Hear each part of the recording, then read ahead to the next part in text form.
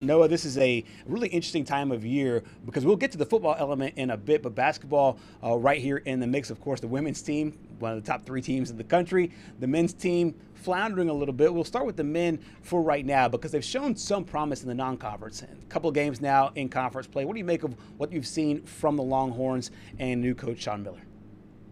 First, I'm just looking at myself in the picture right now. I wish I knew how to control the lights in here. I promise I'm not this pale. Okay, this intense lighting.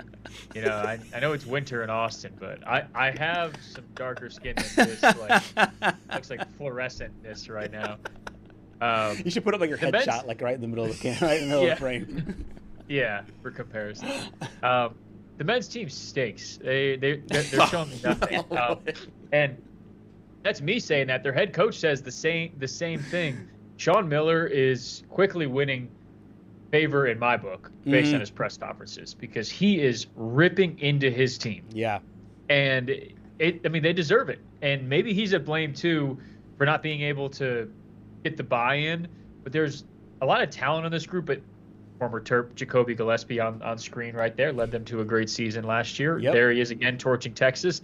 But this Texas roster is exactly what you point to and be like, this is why you can't build through the portal. This is everything that's wrong with it because they throwing so much money at these guys who just aren't pouring, as Sean Miller says, pouring everything they should be into the roster. And he has been saying this for a month now, that the effort hasn't been there, the defense, the want to, and he's putting walk-ons in that have never touched the floor before with like 4 minutes left in the game, but it wasn't totally over. It wasn't like a 30-point game. So for him to be at this point, and I mean, some of the lines he's been saying are incredible. He had the metaphor recently about, or the comparison, but he's like, if I tell you not to cross the street, we played that on Monday. No matter what you do, you have the soundbite? We played that one on Monday. Yeah, we had it earlier this week. Yeah, that one.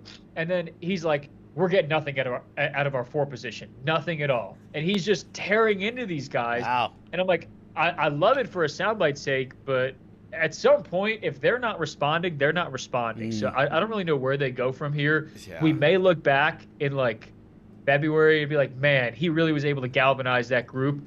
But I don't see it, especially with the way that the schedule's shaking out soon. So, I mean, I look at this roster, and we talked about how Jordan Pope is supposed to be this guy that can help lead this team and be a veteran presence, and he scores no points against Tennessee in 12 minutes. Was that injury related, or is that, again, to the effort? Yeah. Pope is, like, I've called him like a microwave player. Like, he can just go off for, like, he had the Moody Center record last year of, like, I think, like 42 points in a non-conference game, I think against, like, New Orleans or some school like that. And he can have games like that where he's fantastic. But as is the case with a lot of these Texas players, they will have nights where they do absolutely nothing. Tremont Mark is the same way. I've been talking about him for 2 years now in his ineffectiveness, where he, well, like last year against Kentucky, he had an incredible game, kept them in it when they were injured. He had like 30 points. He was efficient. And then like the next couple games, he has like 2 points, 5 points, 7 points. So it's just, there's no consistency on this group. And it's not like that, type of team where you're like, oh, somebody new could score 30 tonight, and we don't know who. It's like, man, somebody better score 30 because we usually don't have somebody like that. So, yeah, Pope is that kind of way where he could have a night or a terrible night, but it's not as consistent as you would like it from a team perspective. Absolutely. Before we get to the Alabama game that's coming up next, let's hear from Coach Sean Miller about what you just talked about, Noah, about just the overall effort from his team and if they can help them as they move forward. I'll just say this on my end, that tonight was about one thing. We have to be able to put a group of guys on the court that are going to play their very, very hardest with great effort for the University of Texas, period. Guys like LaMarcus Aldridge, Kevin Durant, they deserve a team, whether we win or lose, that's playing a game for each other, playing a game for the great place that we all live at, and playing to win.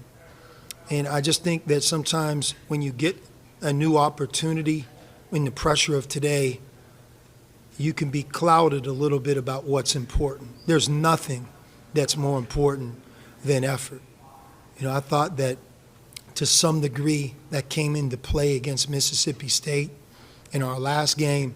And I thought there were times, in spite of how good of a team Tennessee has, that we cooperated just with guys that just really didn't want to compete.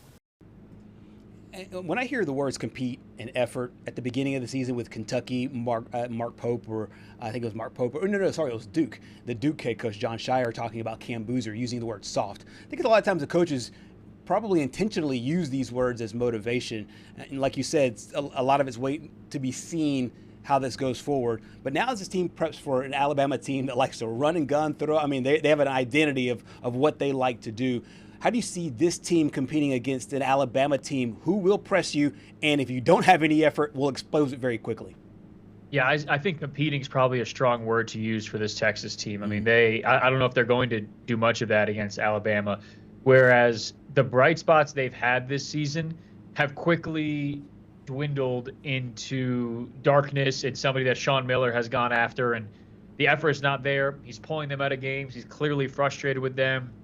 There's a video of him chucking a towel on the ground against Tennessee. There was a picture earlier of Modest Foikatitis, the big man from FAU, who early on looked like, I was kind of unsure what he'd be able to bring moving to a conference like this and withstanding the physicality.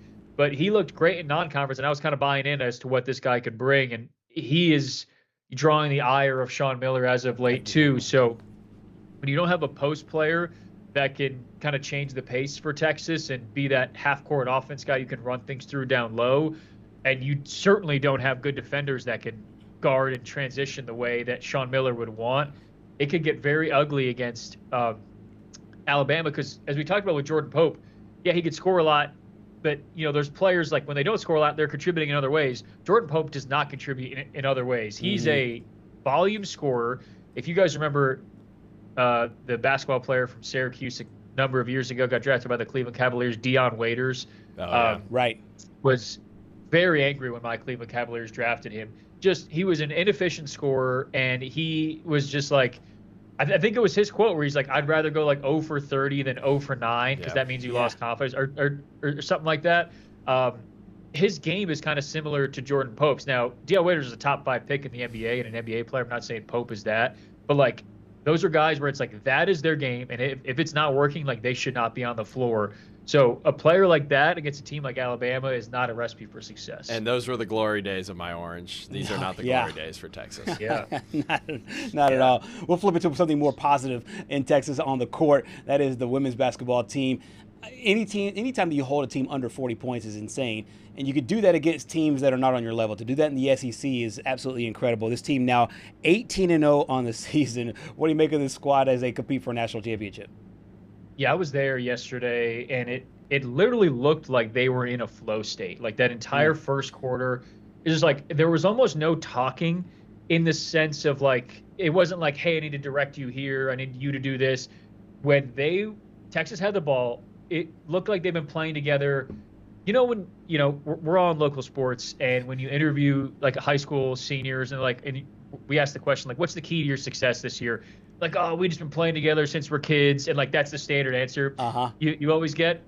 I'm like, all right, sweet, but like, what else you got? Right. Like this Texas team looks like one of those teams that's been playing together for like 20 years right now. Obviously, like there's the adversity is going to come, and their coach is going to claim that there's adversity there already. But like the way they were playing yesterday was truly unbelievable on both ends of the floor. That was the worst loss in Auburn history. And Texas was up 24-1, and I found it so fascinating. I mean, all good coaches are like this, where they're never just like, man, my team was perfect tonight. They were so great. Like Vic Schaefer, the Texas head coach, looked irate. Like they were up by like 30 in the second quarter, and they had a bad pass. Auburn came down, and I was shooting on the baseline, and I got the bad pass, Auburn scoring, and then I like panned softly over to Vic Schaefer. And he's just like eyebrows down, so angry. And he's like looking at the fans behind him, like, you see what I have to deal with? And I'm like, you're the best team in the country, man. So it's like that kind of energy with the team right now. And I asked Rory Harmon afterward, the veteran point guard, I was like, and Vic was next to her, so I was like careful with my words. I was like, you had this incredible first quarter, but your coach is still drilling into you. Does that ever get old, or do you grow to appreciate that? And she was like, that's why I came here. I know what it takes to demand excellence, and I demand excellence of myself and my teammates. So we're gonna run that soundbite tonight at 6. But it's kind of where this team is right now, where they were mad when they beat the number 15 ranked Ole Miss Rebels only by like 6 points. You know? So they're in like almost UConn territory right now.